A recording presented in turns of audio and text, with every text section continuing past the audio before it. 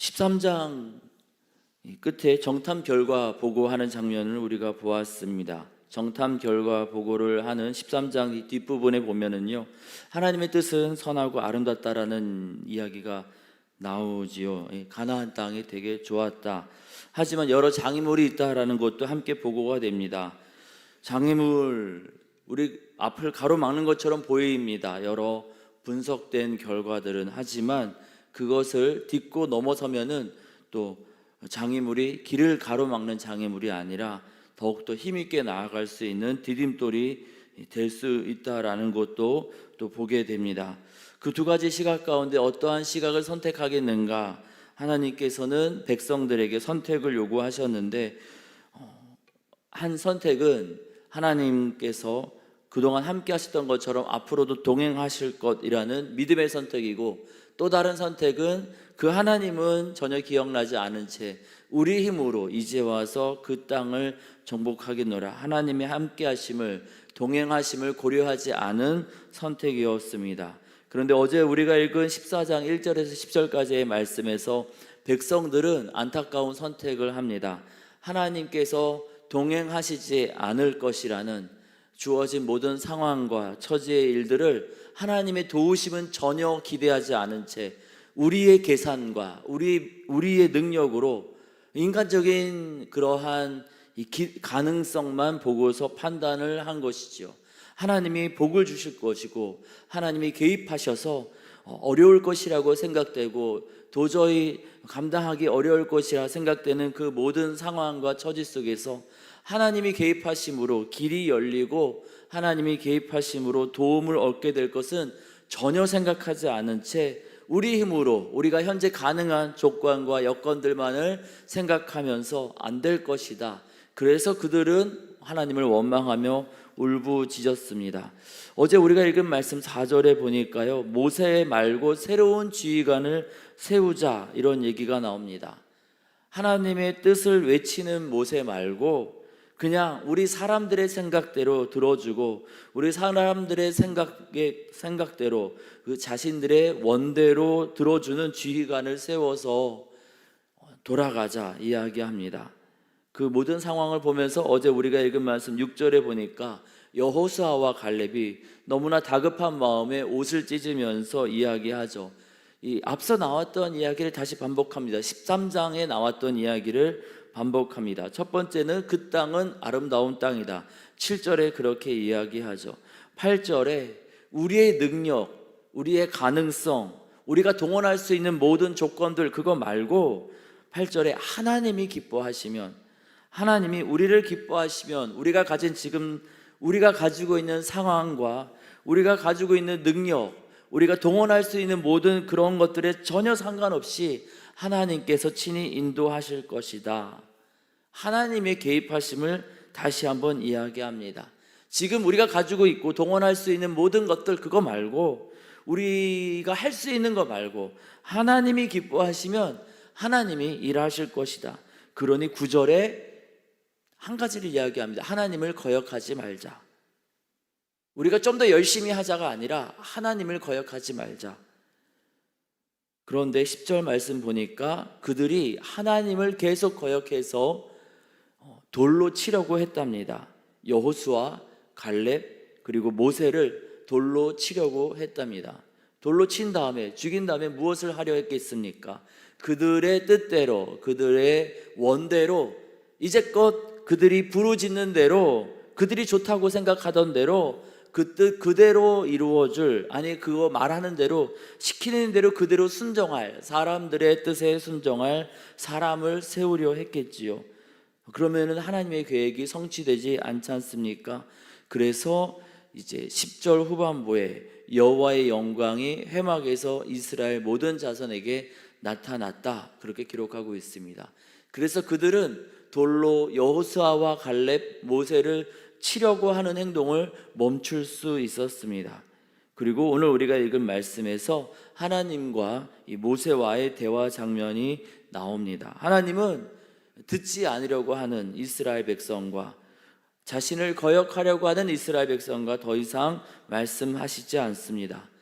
영광을 드러내심으로 그들이 모세, 여호수아, 갈렙을 돌로 쳐 죽이려는 것만 막으신 상태에서 11절부터 모세와 이야기를 나누십니다. 이미 백성들이 여러 번 하나님을 원망하고 불평했던 상황이었기에 11절에 이런 얘기를 하십니다. 어느 때까지 나를 멸시하겠느냐? 내가 그들 중에 많은 이적을 행하였으나 어느 때까지 그들이 나를 믿지 않겠느냐? 정말 그렇습니다. 하나님께서는 10가지 재앙으로 이집트를, 애굽을 뒤흔들면서 이스라엘 백성을 출애굽하게 하셨습니다. 하나님은 홍해를 마른 땅처럼 걷게 하시고 이스라엘 백성들을 압제하던 철병거를 이 홍해 가운데 수장시키심으로 그들을 자유케 하셨습니다. 백성들을 도저히 끌어낼 수 없을 것이라 생각했던 이집트에서 끌어내셨고, 백성들을 위협하고 압제하던 그 모든 것들을 수장시키시면서 세상에서 없애셨습니다. 그리고 하나님은 불기둥과 구름기둥으로 지금 원망하는 그 순간까지도 그들을 인도하셨고, 만나와 메추라기로 반석에서 터져나오는 물로 원망하는 그 순간까지 이스라엘 백성을 먹이시고 그들의 목마름을 채워주셨습니다.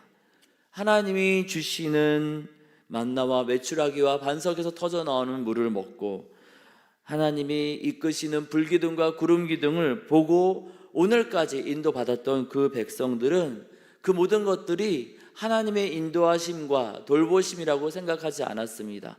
원래 있었던 거는 그냥 원래 내 것이냐, 원래 내 거고 원래 그냥 있었던 것인데, 그 돌보심을 속에서 하나님을 발견하지 못한 채 그냥 이건 내 것이고 원래 내 것이다 라고만 생각하고, 또 이제 앞으로 주님이 준비하신 지나온 인생 가운데 하나님의 돌보셨던 것은 생각하지 않은 채 앞으로 그 하나님이 계속해서 길 인도하실 것을 기대하지 않은 채 하나님께 거역하지 말자, 하나님의 돌보심을 기대하자 말하는 사람들을 돌로 치려고 합니다. 그냥 우리는 이대로 사는 것이 좋다, 다른 거 하지 말자, 그 땅 가는 것, 변화, 부흥, 변혁 이런 거 다 필요 없다, 이 얘기를 하는 것이죠. 그런데 그 모습을 주님은 하나님을 멸시하는 것이라고 표현하십니다. 그래서 12절에 전염병으로 그들을 쳐서 멸하고 내게, 이 내게라는 것은 이 모세를 이야기하는 거죠. 너에게 그들보다 크고 강한 나라를 이루게 하겠다 이야기하십니다.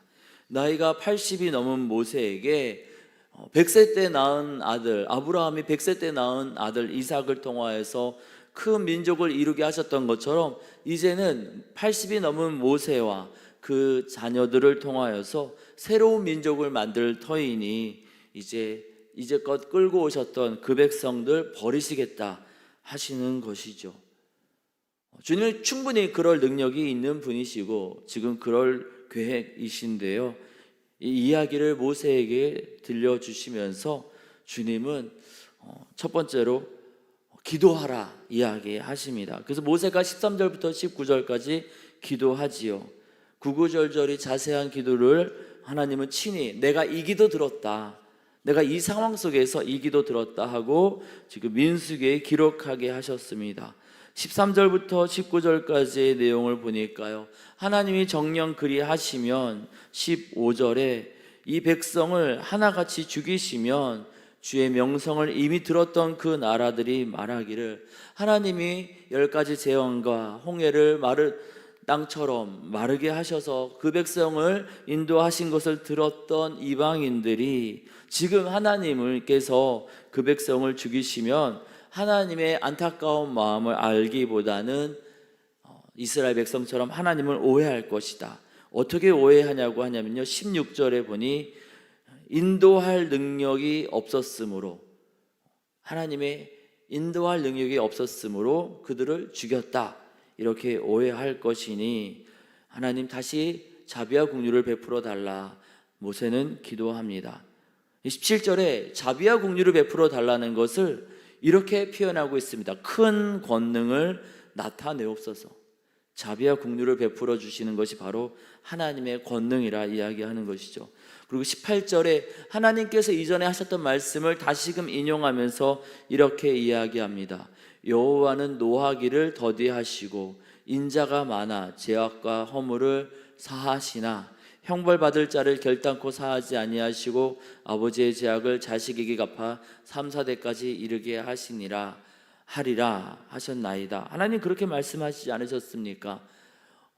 하나님 공의의 하나님인 거 알고 있지만 노하기를 더디하시고 인자가 많아서 죄악과 허물을 용서하신다 하셨으니, 물론 하나님께서 심판하심으로 아버지의 죄악을 3, 4대까지 갚으시겠다 하셨는데, 하지만 그럼에도 불구하고 자비와 긍휼을 베푸시는 하나님이시니 은혜 베풀어 주십시오 하는 것이죠.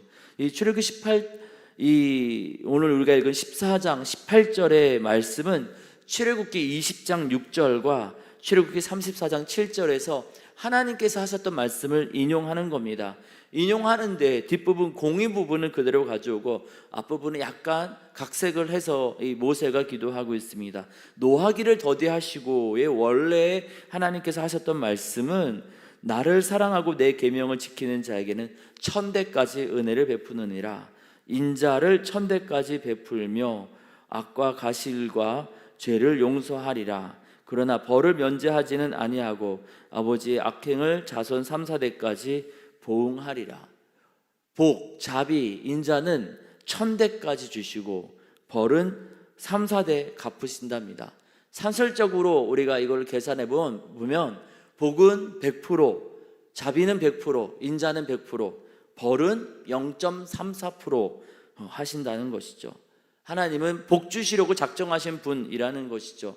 이 말씀을 문자적으로 해석해서 메릴린 히키나 여러 잘못된 생각을 가진 사람들은 가계에 흐르는 저주라는 이단 사상을 만들어냈습니다만, 이 말로 하나님이 하시고자 하시는 말씀은 복 주시려고 작정하신 분, 이 뜻입니다.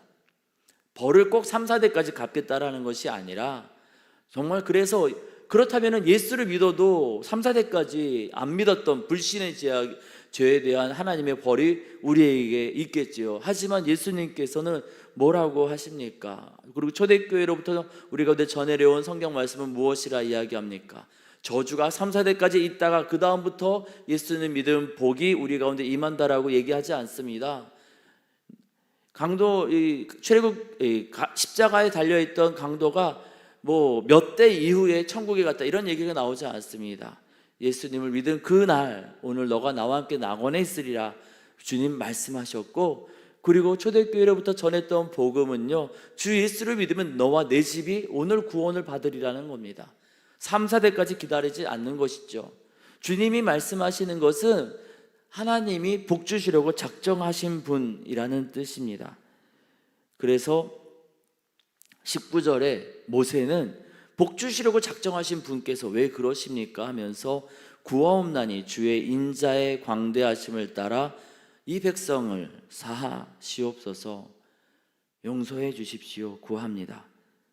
주님은 기도를 들어주시고 20절에 내 말대로 사하겠다 하시지요. 우리 하나님은 위기의 순간에 기도시키시면서 그 기도 들어주시는 분입니다. 그리고 너의 말대로 하겠다, 은혜와 용서를 베풀어 주십니다. 오늘 말씀에서 보게 되는 하나님은 첫 번째로 기도 들어주시는 분이고요, 두 번째로 용서와 은혜를 베풀어 주시려고 기도시키시는 하나님입니다. 10절에서 영광으로 나타나신 다음에 이 위기 상황을 잠시 멈추게 하시고 11절, 12절 굳이 말씀하시지 않고 그냥 단번에 백성을 죽이시고 다 죽었으니 이제 모세 너로 새로 시작하겠다 하실 수 있었는데, 그 일을 시작하시지 않고 모세에게 구구절절히 말씀하신 이유는 무엇입니까? 야, 너가 좀 기도해야겠다, 너 좀 중보기도해라, 이 얘기 아닙니까? 은혜 베풀어 주시려고 주님은 기도를 시키시는 분이시더라는 겁니다. 그리고 그 기도 들으시고 이스라엘 백성 가운데 가나안 땅을 볼 사람을 허락하십니다. 24절 보니까요, 내 종 갈렙 그리고 여호수아 그리고 지금 불평불만하는 이 사람들의 다음 세대가 가나안 땅에 들어가게 될 것을 알려주십니다. 민수기 뒷부분에 가면은요, 새로운 세대에 대한 이야기가 나옵니다.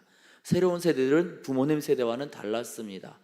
믿음, 전통, 계승하지만 불평, 불만이 아니라 하나님에 대한 소망을 가지고 하나님과 더 친밀하게 하나님과 손잡고 가나안 땅으로 들어가게 되는 것을 우리가 민수기 뒷부분에서 보게 될 것입니다.